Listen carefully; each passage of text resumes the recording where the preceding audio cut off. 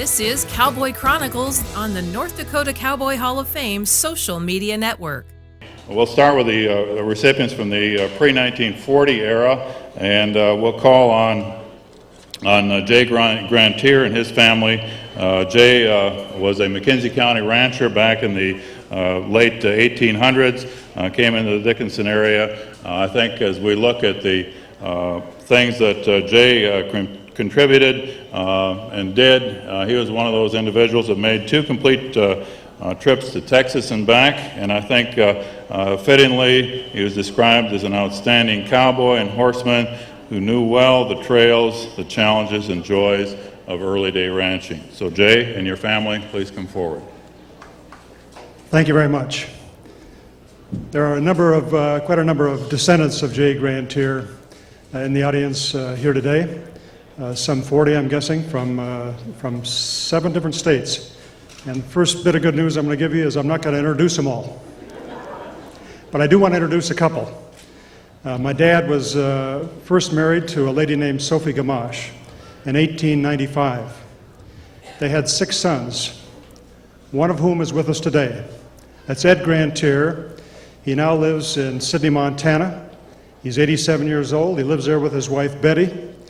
And Ed, if you just want to wave, you don't have to stand up unless you want to. Betty also happens to be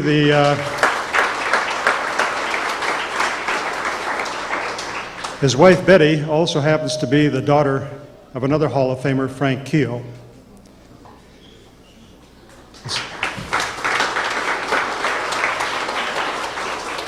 The second individual I'd like to introduce is a son of one of my dad's sisters, Mary.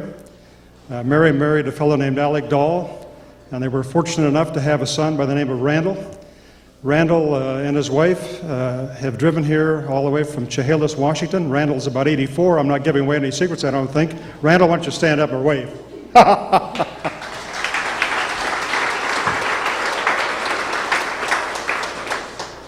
Well, this indeed is a very special day. It's one we've been waiting for and hoping for a long time, and in trying to find the words to express our appreciation, I was reminded of a camping trip that I was on with several of my family members a number of years ago in the Colorado Rockies. It was in the Collegiate Peaks west of Buena Vista, Colorado, near Cottonwood Pass.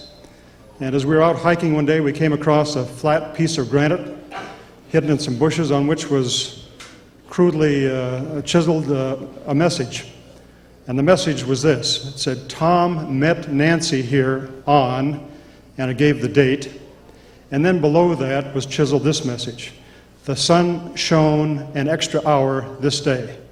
I think this is another such day, and I'd like to the trustees of the Cowboy Hall of Fame, express my profound thanks for honoring my father with your votes. Thank you very much. It is. There it